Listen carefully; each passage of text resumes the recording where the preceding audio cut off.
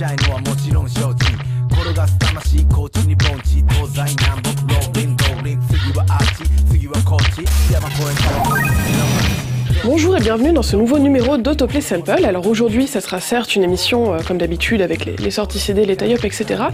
Mais il y aura un petit truc particulier, c'est-à-dire qu'on va beaucoup parler de Final Fantasy XIII puisque c'était la grosse sortie jeu vidéo du mois de mars et que Final Fantasy dans le monde de la musique de jeu c'est quand même quelque chose d'assez important. On va regarder ça tout de suite.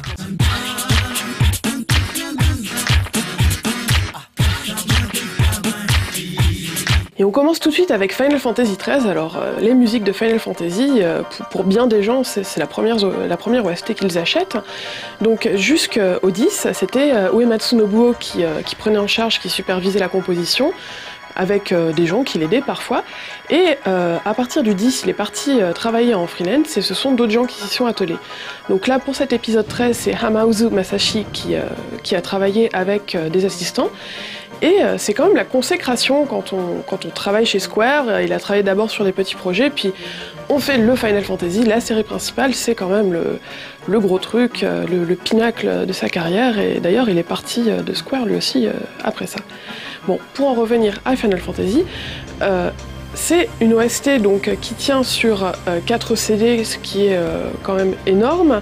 Et elle est disponible en France officiellement, et ça c'est quand même très très rare. Pourquoi ? Parce que avant il fallait forcément passer par de l'import. Donc cette fois-ci en France, on a le CD japonais, mais qui est distribué dans le réseau officiel, c'est-à-dire les magasins. On peut vraiment la trouver dans les magasins de DVD, CD, etc., ainsi que sur le site de l'éditeur. Aussi, pour ceux qui ont acheté le pack collector du jeu, ils ont une mini OST à l'intérieur qui tient sur un CD, donc c'est une sélection des meilleurs morceaux. Et donc pour ce qui est des morceaux, en ce qui concerne la bande originale elle-même, bon certes on trouve toujours des choses d'inspiration très classiques, notamment les thèmes de personnages, surtout les filles d'ailleurs, qui sont faits au piano, très, très mélancoliques ou très romantiques, etc. Mais on trouve aussi d'autres styles musicaux, par exemple on a du rock pour le thème de Snow, on a quelque chose de plus funk, plus jazz pour le thème de Saz. Et ça c'est vraiment quelque chose de très intéressant parce que malgré le fait que ce soit des styles de musique bien différents, il y a quand même toute une cohérence. Et je veux dire, on peut saluer vraiment le travail de Hamauzu et de son équipe. Et je pense qu'il y a certaines personnes qui ont reconnu qu'il y a des morceaux qui ressemblent beaucoup à Final Fantasy X. Et pourquoi donc ? Parce que dans l'équipe de Hamauzu, il y a Nakano Junya, avec qui il avait travaillé sur Final Fantasy X d'ailleurs. Donc je pense qu'il y a des petits morceaux, c'est justement ceux qui sonnent un petit peu plus électroniques, où vous allez reconnaître des sonorités qui sont assez identiques.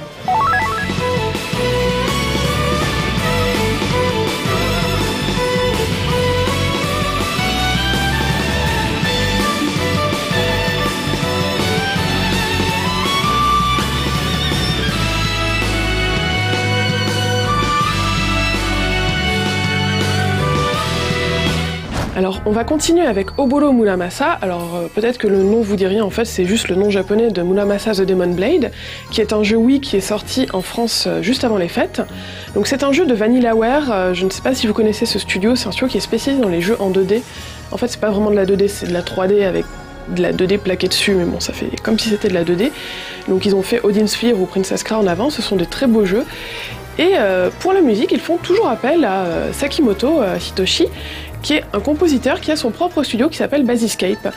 Et je pense que vous avez déjà entendu les compositions de Sakimoto parce que lui, il a composé par exemple les musiques de Final Fantasy XII ou encore Radiant Silvergun et Gradius 5 par exemple, ainsi que d'autres choses avec son studio, il en a fait vraiment beaucoup. Pour ce qui est de Oboro Muramasa, je pense que vous avez déjà vu, donc c'est un jeu qui se déroule dans une ambiance Japon ancien, c'est vraiment très très beau. Donc il était très logique d'utiliser des instruments traditionnels japonais pour illustrer cette ambiance très particulière. Et il y a quelque chose qui est vraiment comme dans Odin Sphere, c'est que déjà c'est un jeu d'action, donc beat'em all à l'ancienne, qui a déjà beaucoup de rythme, et que la musique, que c'est vraiment comme dans Odin Sphere, la musique pousse encore le rythme vers l'avant, et ça, c'est vraiment très motivant pour le joueur, ça donne des trucs super lyriques, super épiques, et c'est très très agréable. On écoute ça tout de suite.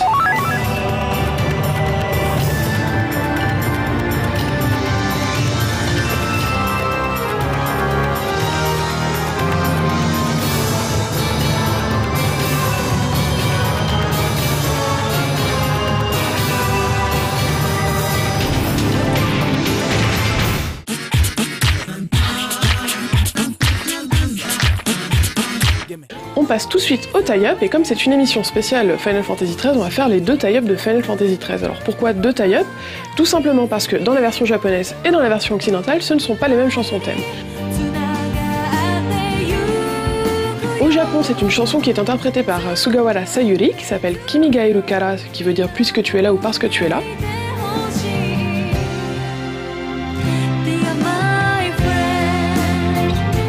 En revanche, en Occident, c'est une chanson qui s'appelle My Hands, qui est interprétée par Leona Lewis, qui était une gagnante de la version anglaise de la Nouvelle Star de je sais plus quand, et donc c'est très R&B à la mode, etc.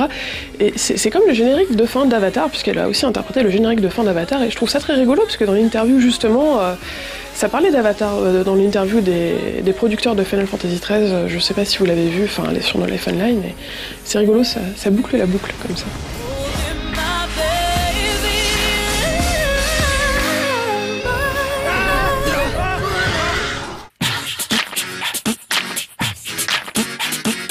On passe tout de suite aux intros qui vont venir dans la rotation de Game Life. Alors en premier, ça serait une intro rétro, puisque ça sera XCOM Enemy Unknown, qui était un jeu PC et Amiga, puis qui est sorti ensuite sur PlayStation.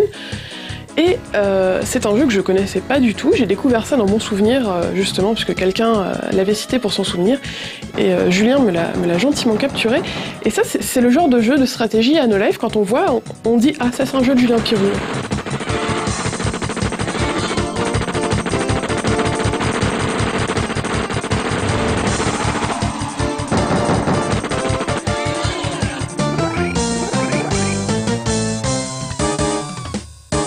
Et pour finir, ce sera l'intro de Final Fantasy XIII, puisque c'est une émission spéciale Final Fantasy XIII, et donc il s'agit de l'intro occidentale pour l'instant, on fera la japonaise après probablement, donc comme on vous l'a dit tout à l'heure, c'est Leona Lewis avec In My Hand. Et les intros de Final Fantasy, pour Square, c'est leur vitrine, dire voilà, nous on est Square, nous on fait des images de synthèse qui assurent, et voilà, prenez-vous ça.